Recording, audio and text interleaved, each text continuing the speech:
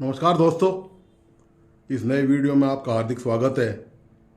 दोस्तों, जो अरब और हमास के बीच, इजराइल और हमास के बीच जो युद्ध चल रहा है वह अभी किसी निर्णायक मोड़ पर नहीं पहुंचा है और निर्णय की संभावना भी लग नहीं रही है, क्योंकि कोई भी देश बहुत ज़्यादा उसमें इंटरेस्टेड नहीं है इस मुद्दे को सॉल्व कराने में, चाहे वह मिडिल ईस्ट के कंट्री हों, खाड़ी देश हों, या फिर अमेरिका और जो दूसरी जो महाशक्तियाँ हैं, वे अभी इस तरह की किसी बातचीत के निर्णय पर नहीं पहुंची हैं।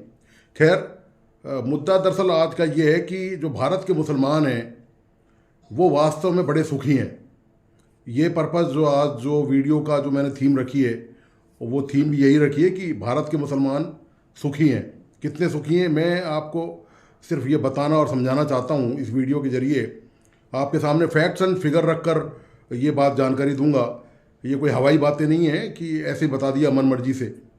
आप देखिए कि अभी बात सबसे पहले शुरुआत करते हैं कि हमास और इजराइल के बीच में जो युद्ध चल रहा है, सबसे पहले उसकी बात करते हैं। इसकी शुरुआत आपको बताइए कि हमास ने वहाँ पर अवकाश के दिन जो एक संगीत फेयर हो रहा था उसमें अटैक करके वहाँ पर बच्चे और महिलाओं का अपहरण कर लिया और सैकड़ों निर्दोष लोगों को वहाँ से जान से मार डाला। उसके बाद इजराइल ने हमास के खिलाफ कंप्लीट युद्ध की घोषणा कर दी कि पूरी तरह से नेस्तनाबूद कर देंगे हमास को, और गाजा पर लगातार ज़बरदस्त अटैक किए। अब इसका परिणाम ये रहा कि गाजा पे अटैक कर दिए तो गाजा को जो सप्लाई है गैस की या बिजली की, पानी वगैरह की जो सप्लाई है इस तरह की, वो सब इजराइल देता है। दोस्तों, ये बताओ कि इतने साल तक लड़ाई झगड़े इनमें चल रहे हैं आपस में। फ़िलिस्तीन में कब से, कोई 50 साल से ये मुद्दा चल रहा है फ़िलिस्तीन इजराइल का, लेकिन फिर भी इजराइल गाजा को ये सब चीज़ मुहैया करा रहा है। यदि किसी का किसी से झगड़ा हो जाता है, मान लीजिए, वो एक ईंट तक नहीं देता।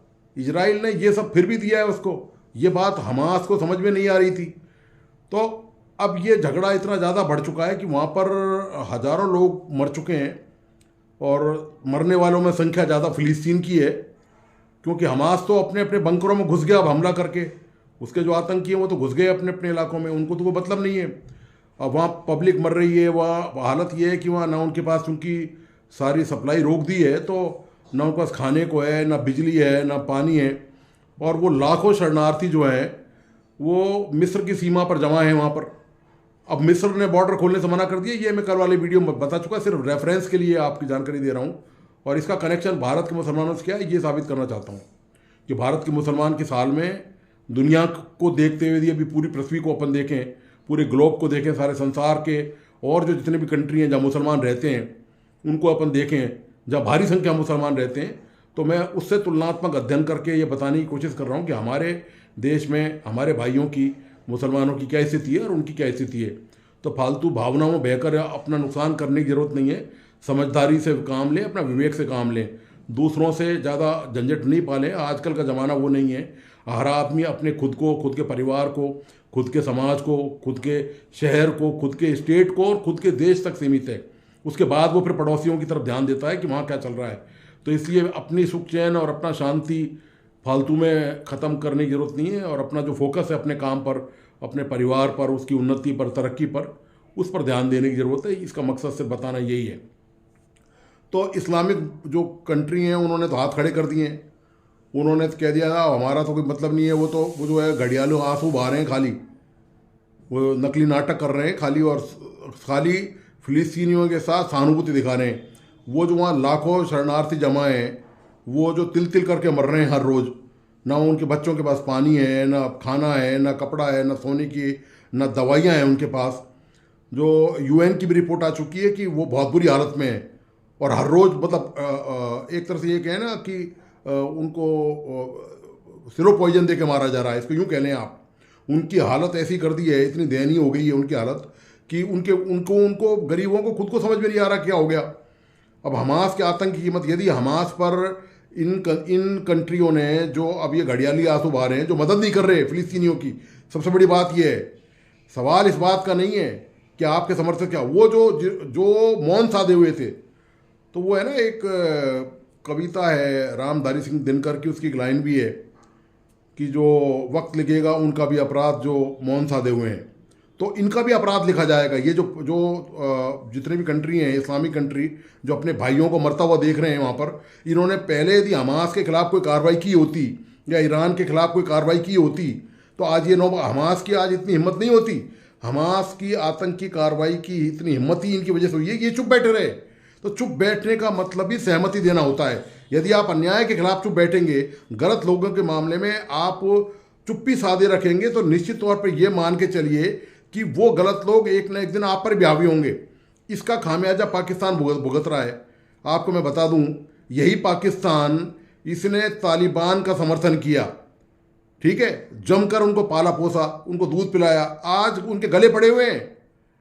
दोस्तों मैं जो बताना चाहता हूँ ना, ये जो अफगानी तालिबान हैं वो पाकिस्तान की जान को झंझट हो गया है, उनमें उनका जीना आराम कर रखा है। बॉर्डर पर आए दिन वहाँ विस्फोट कर रहे हैं। वो वहाँ जो तहरीके तालिबान पाकिस्तान TTP नाम का एक संगठन तैयार हो गया है आतंकी, वो पाकिस्तान में उसने लोगों का जीना आराम कर रखा है सरकार का वहाँ पर। सर वो पाकिस्तान तो पहले ही मरा हुआ है, मरे के 2 रात पड़ रही हैं वहाँ। आप ये देखिए, मैं बताना क्या चाहता हूँ, यही सारा परिदृश्य आपके सामने जो विश्व में चल रहा है उसका खाका, उसका नक्शा आपके सामने खींचना चाहता हूँ, वो रखना चाहता हूँ, ताकि आपको पता चले कि आप किस स्टेट में रह रहे हैं, मतलब किस हालत में रह रहे हैं आप। स्टेट से मतलब देश में तो रह ही रहे हैं भारत में आप, लेकिन आप रह किस हालत में रहे कंपेरेटिवली इन देशों की तुलना में आप देखें तो पाकिस्तान की हालत ये हो गई, भिखारी बन गया है, भीख मांग रहे हैं लोग वहाँ जाकर। ईरान में और सऊदी अरब में सबसे ज़्यादा भिखारी 90% बंदे तो पाकिस्तानी बंदे हैं। मक्का मदीना जैसी पवित्र जगह पर वहाँ भीख मांगते हैं, वहाँ नमाज पढ़ने जाते हैं, जो भी अदा करते हैं धार्मिक रीति रिवाज, वहाँ पर भीख मांगने लग जाते हैं। आप बताइए, ये हालत है, मतलब ये स्थिति हो चुकी है। ये इन कंट्रियों के मुसलमानों की हालत है।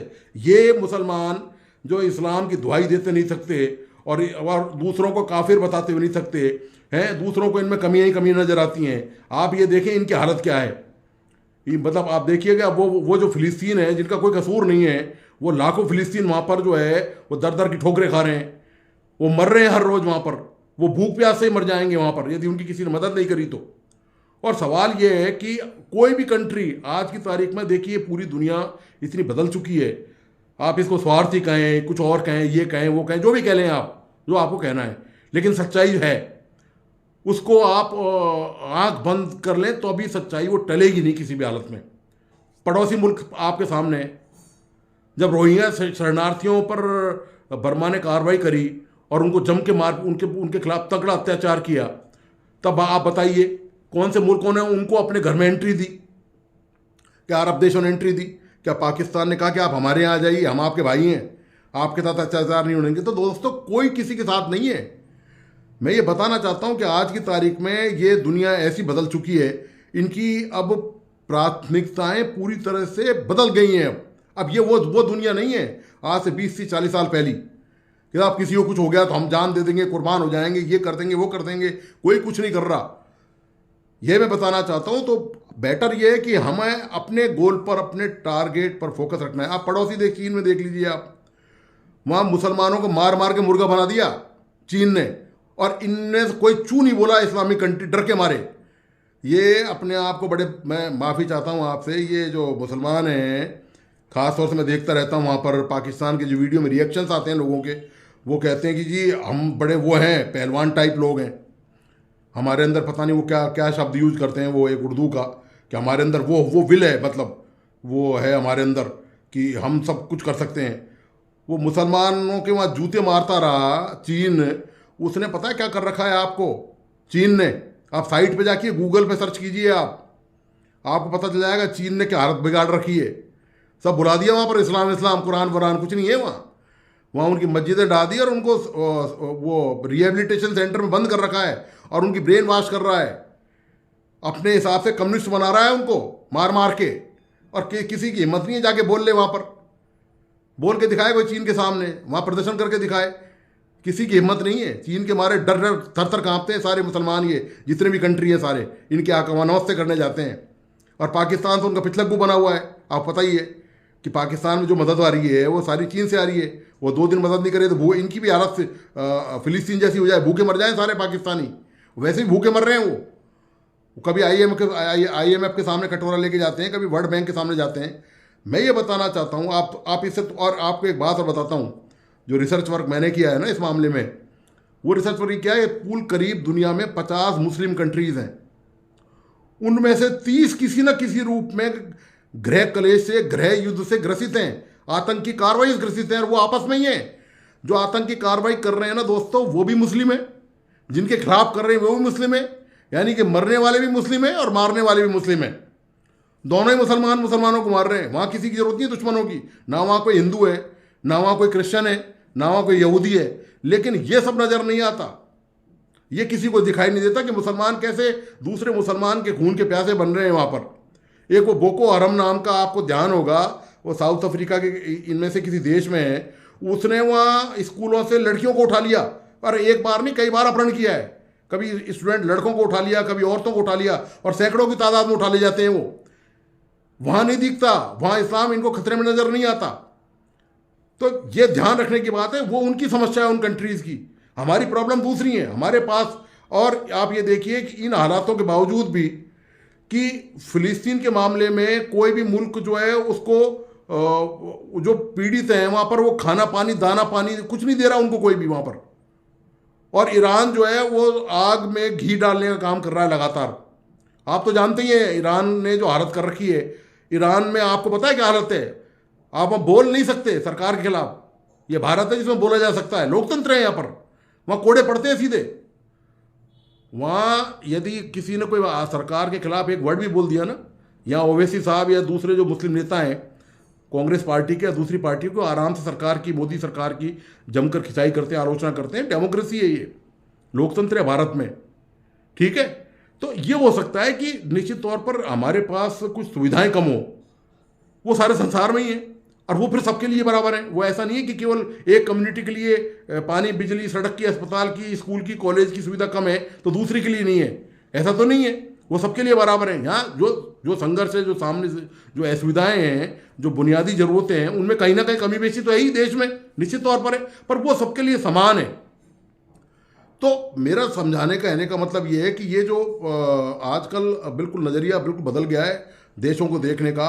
तो मैं आपको ये बताना चाहता हूँ कि फिलिस्तीन के मामले में आप देखिए, यही पाकिस्तान है। मैं आपको कुछ क्लिपिंग्स दिखाऊंगा लास्ट में, इस वीडियो में जरूर देखें। और प्लीज़ एक रिक्वेस्ट और है, जिन दोस्तों ने ये चैनल सब्सक्राइब नहीं किया, वो मेरा निवेदन है, रिक्वेस्ट है मेरी हाथ जोड़कर कि प्लीज़ वो ज़रूर कर लें, ताकि मेरा उत्साहवर्धन लगातार बना रहे और मैं इस तरह की चीज़ें आपके सामने रिसर्च वर्क करके आपके सामने चीज़ों को बताता रहूँ कि तस्वीर के दूसरे पहलू भी देखने चाहिए, केवल एक ही एक पक्ष नहीं देखना चाहिए। उसके बहुत सारे पक्ष होते हैं, हर चीज़ के बहुत सारे एंगल होते हैं, देखने के, सोचने के, समझने के और सीखने के भी।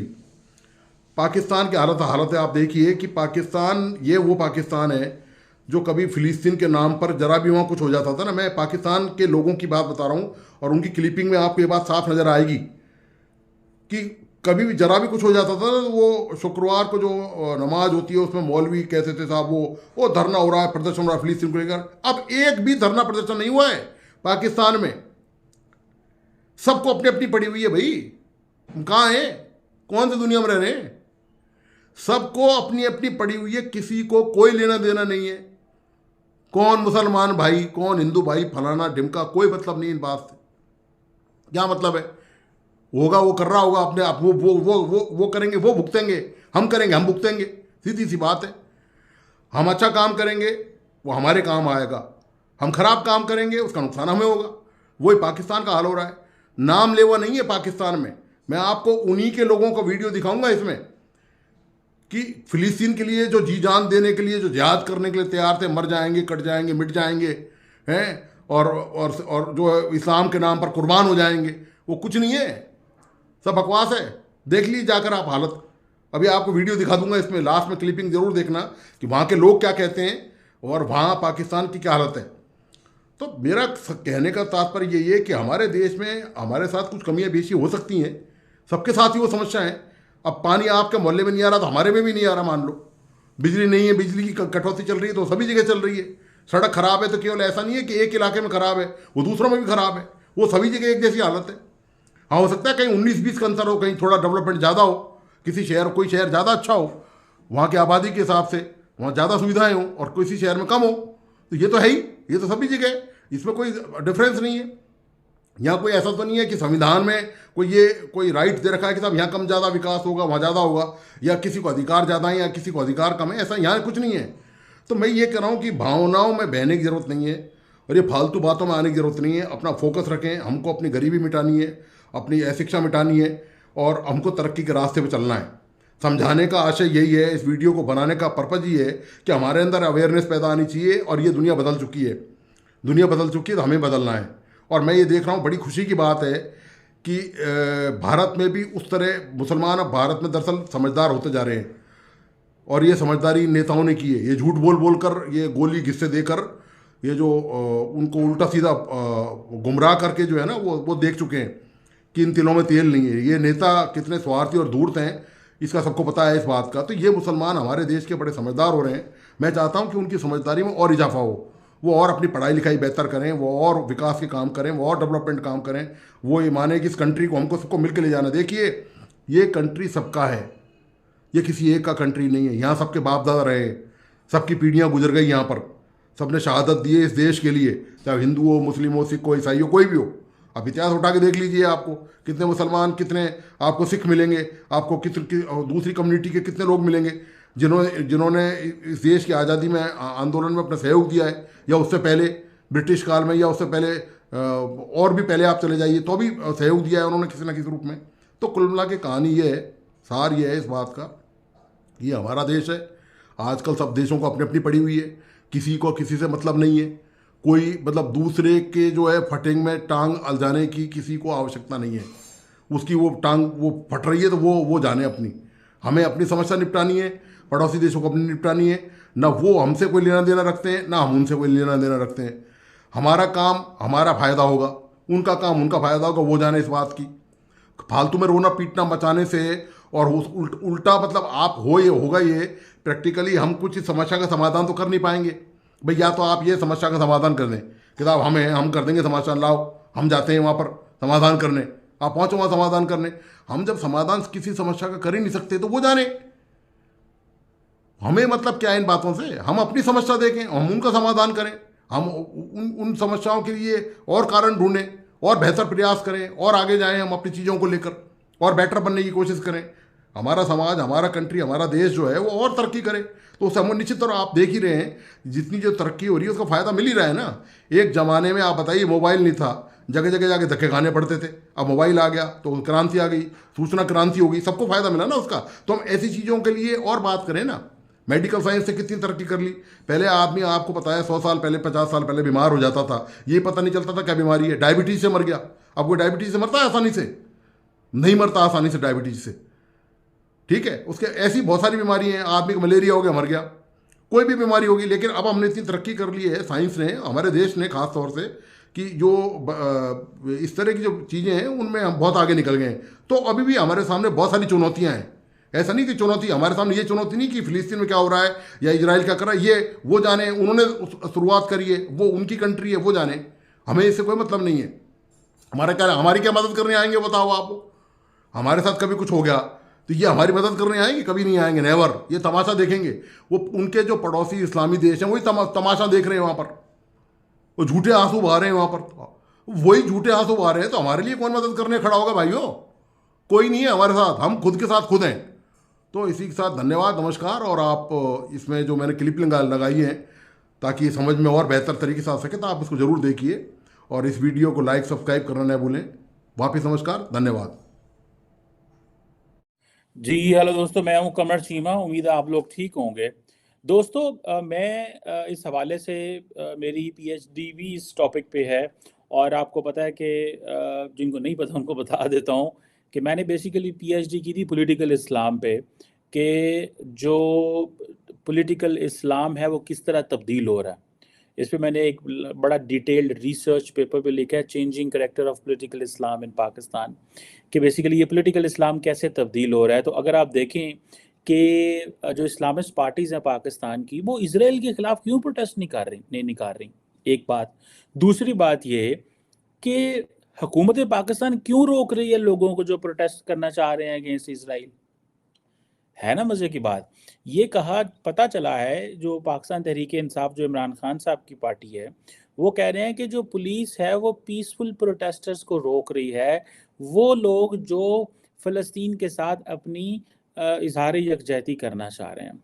और ये उन्होंने अपना जी कहा है कि जी बड़ा वो बेशर्मी की बात है। लाहौर के अंदर भी प्रोटेस्ट हुए हैं, जमाते इस्लामी ने थोड़े बहुत प्रोटेस्ट किए हैं और अमेरिका और यूरोपियन कंट्रीज़ को उन्होंने क्रिटिसाइज़ किया है और इस तरह की चीज़ें।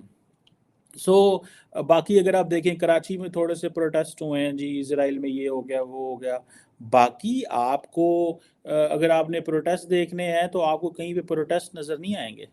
ठीक है जी। थोड़े से हंड्रेड्स जो हमारे पाकिस्तान की जो मेजर न्यूज़पेपर है डॉन वो कहता है हंड्रेड्स, मतलब 240 मिलियन का मुल्क और हंड्रेड्स बाहर निकलेंगे। इस मुल्क के अंदर तो हेट में बड़ी इन्वेस्टमेंट हुई है, नफ़रत में बड़ी इन्वेस्टमेंट हुई है, anti West, anti Israel, anti India तो बड़े स्लोगन्स हैं। लोग बाहर क्यों नहीं निकलते? ये जो लोग निकलते भी हैं, जिन गाड़ियों पे, मोटरसाइकिलों पे लोग निकले हैं, ये तो बड़ी थोड़ी-सी तादाद में है। इनका क्या, ये क्या मैटर करता है? इतने तो हर रोज़ किसी न किसी मसले के ऊपर प्रोटेस्ट हो रहे होते हैं। ये बड़ी जिसे आप कहते हैं ना एक बड़ी अजीब किस्म की चीज़ है जो हम पर्टिकुलरली जो ये मेरे सामने है, एक बात। दूसरी तरफ अगर आप ये देखें कि जो पाकिस्तान की गवर्नमेंट भी खामोश करवा रही है इनको कि भाई नहीं, अब नहीं बोलना, ऐसे नहीं करना, वैसे नहीं करना, ठीक है। ये भी एक हमारे लिए बड़ी इंटरेस्टिंग जो है वो सिचुएशन है। एक जिसे आप कहते हैं कि ना आपको पता चलता है कि पाकिस्तान वो पाकिस्तान नहीं रहा जो 1970s 80s में हुआ करता था। पाकिस्तान के मेन स्ट्रीम मीडिया ने, ठीक है जनाब, कोई लंबी चौड़ी फ़लस्तीन की कवरेज नहीं की, और अगर कवरेज की है तो बड़ी बैलेंस्ड बात की है। पाकिस्तान के फ़ॉरेन ऑफिस ने बड़ी बैलेंस्ड बात की है। पाकिस्तान की अवाम पब्लिक ने बड़ी बैलेंस की है। हर बंदा ड्राइंग रूम में बैठ के तो कह रहा है इज़राइल जुल्म कर रहा है, देखो बंदे मारन डे ने, ये करन डे, वो करन डे। और बहुत सारे लोग ये भी कह रहे हैं हमास ने क्या किया है भाई, हमास ये क्यों कर रही है, ठीक है। ये भी एक जो चीज़ है वो सामने ही है। हंड्रेड्स ने क्यों रैली निकाली है, व्हाई नॉट थाउजेंड्स? मैं तो इस पे बड़ा देर से, मुझसे जो लोग ओपिनियन मांगते रहते हैं अक्सर, मीडिया वाले या दोस्त अहबाब या डिफरेंट ऑर्गेनाइजेशंस, कभी जहाँ पे टॉक हो, तो मैं तो यही कहा था कि पाकिस्तान के मौलवियों को जुम्मे का इंतज़ार करना पड़ता है अमेरिका और इज़राइल के खिलाफ जहाद करने, जहाद कह रहा हूँ, प्रोटेस्ट करने के लिए। जुम्मे का इट मीन्स यहाँ पे लोगों में कोई एपेटाइट नहीं है, लोग अपने कामों में मसरूफ़ हैं। लोग समझते हैं भाई ये छोड़ो, ये रोज़ की कहानी हमें ना सुनाओ, हमें अपने रोज़गार की तरफ जाना है। एक बात। दूसरी बात ये है, कोई भी सियासी जमात लोगों को कहे प्रोटेस्ट करो, लोग सड़कों पे नहीं आते। पाकिस्तान के सियासतदानों ने अवाम को बेवकूफ़ बना के रखा हुआ और कहा है कि जब दिल किया प्रोटेस्ट निकाल लिए, जब दिल किया आओ सड़कों पे। और दूसरा बात यह है कि जिस मुल्क के अंदर पेट्रोल 330 रुपये लीटर हो, वहाँ प्रोटेस्ट निकालना कोई आसान काम है? वहाँ पे रोड बंद करने आसान काम है? पहले 330 रुपये लीटर पेट्रोल पवाओ, फिर जनाब शहर के मरकज़ में जाओ, फिर वहाँ पे खड़े हो जाओ, फिर मीडिया आए और करे, ये लाखों रुपए का काम है। ये वो गेम ख़त्म हो गई है। जो आलम इस्लाम है वो तो आज दुनिया में तो शायद कहीं प्रोटेस्ट नहीं कर रहे होंगे, हल्के फुल्के कहीं पे हो रहा होगा, लेकिन जिसे वो कहते हैं ना कहीं भी नहीं, पाकिस्तान में तो कुछ नहीं है। यहाँ के लोग बड़े ठंडे हैं। सलाम नमस्ते सत श्री अकाल, मैं हूँ सिद्रा। हेडलाइंस नेटवर्क के साथ इस वक्त हम मौजूद हैं पाकिस्तान के शहर जिंदा दिलाने लाहौर में।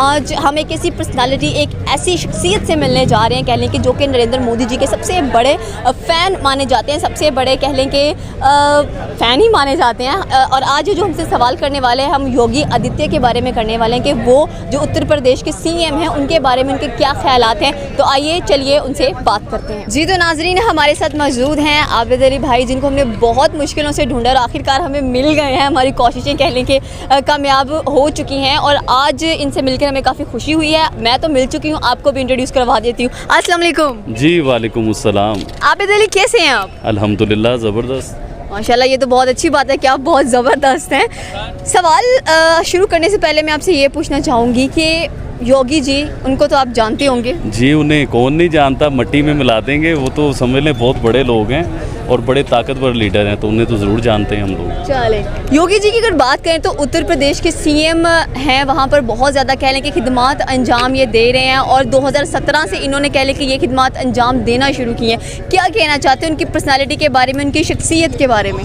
जी, सबसे पहले तो मैडम मैं आपको ये बताना चाहूँगा कि उनका नाम जो रियल नेम जो है उनका वो अजय है। अजय के आगे कुछ चलता है वो मुझे आता नहीं है। तो बेसिकली वो एक ताकतवर लीडर हुए हैं और ताकतवर इस किस्म के लीडरों के कहते हैं कि जिसके हाथ में ताकत हो ना और वो अपनी ताकत को यूज़ ना करे, असल ताकतवर वो होता है। तो वो आज से तकरीबन 9 साल या 10 साल हो गए हैं वो अपनी पावर में हैं। उन्होंने अपनी पावर को उस तरीके से यूज़ नहीं किया।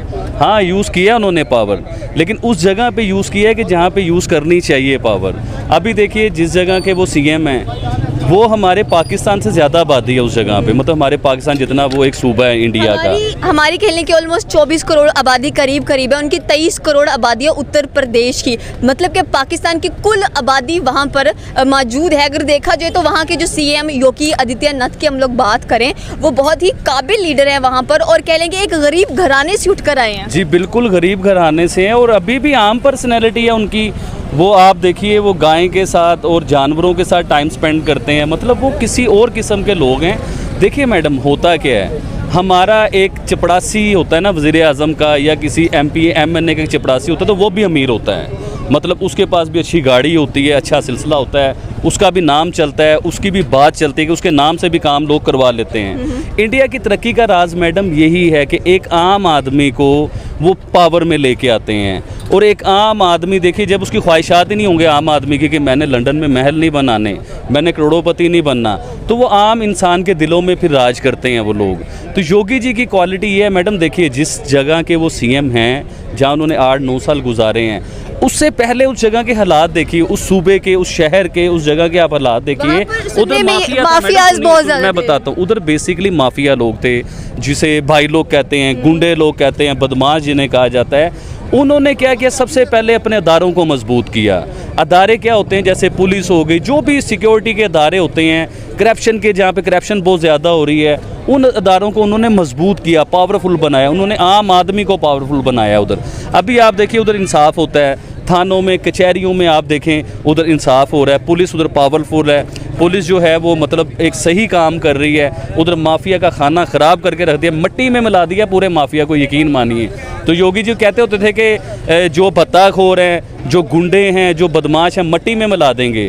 तो आप यकीन कीजिए कि उन्होंने मट्टी में मिला के दिखाया है। और देखिए जो माफिया है, माफिया को माफिया कहना चाहिए, इसमें कौन सी बुरी बात है। पाकिस्तान में माफिया हैं, हम लोग उनके लिए नहीं बोल सकते, हम उनके लिए बात नहीं कर सकते, लेकिन जिन्होंने किया है उन्हें तो हम अच्छा कहेंगे। और योगी जी की क्लास, आप यकीन कीजिए कि मैं ये सोचता था कि मोदी जी के बाद अगर कोई लीडर हैं तो वो योगी जी हैं, लेकिन अभी मोदी जी की पर्सनैलिटी को और उनकी एज को देखता हूँ तो 2 टेन्योर या 1 टेन्योर अभी वो पूरा कर सकते हैं। और योगी जी बहुत कम एज में इन्होंने सीट संभाली, कम एज में लोकल लेवल के जो इलेक्शन होते हैं वो 5 बार जीते ही। उसके बाद ये पावर में आने के बाद उन्होंने अपने जो इनका सूबा था उसका नक्शा चेंज किया, गुंडागर्दी उधर से ख़त्म की। आज देखें वो कहाँ से कहाँ पहुँच गए हुए। मेहमान आ ही गए हैं, या तो आपने मेहमानों को बुलाना नहीं था। अब अगर मेहमानों को बुला ही लिया है और बहुत ही प्यारा और बहुत ही अच्छा वेलकम भी दे दिया है, जिससे कि साफ जाहिर होता है कि हिंदुस्तानियों की जो उनका जो दिल है वो कितना बड़ा है कि आप जो है आपने पाकिस्तान की टीम को एक बहुत ही शानदार, बहुत ही खूबसूरत वेलकम दिया। तो अब जब मैच होने जा रहा है, आप लोग जानते हैं कि जब तक स्टेडियम भरा हुआ ना हो तो जाहिर है कि किसी को खास मजा नहीं आएगा, तो बाइकआउट ना कीजिए। मैं मानती हूँ पाकिस्तान की तरफ से कई गलतियां हुई हैं, हमेशा मैंने माना है, और उस वजह से मैंने बेशुमार गालियां भी खाई हैं पाकिस्तान से।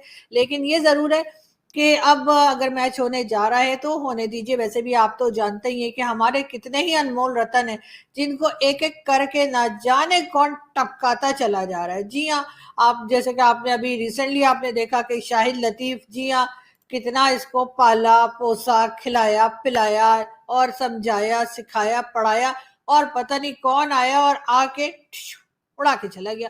तो जी बिल्कुल यही बात जो है कि करके सबके साथ हो रही है, तो थोड़ा सब्र कीजिए ना आप लोग भी ना। अभी मतलब तेल गर्म हुआ नहीं और आपने बेसन के लिए पकौड़े उसमें पहले डालने शुरू कर दिए, तो ऐसा मत कीजिए। पकौड़े से मुझे याद आया, पकौड़े आप जानते हैं मुझे बड़े पसंद है, लेकिन बहुत दिन से मैंने पकौड़े नहीं खाए। खैर कोई बात नहीं, वो मैं खा लूंगी जब खाने होंगे, वो छोड़िए।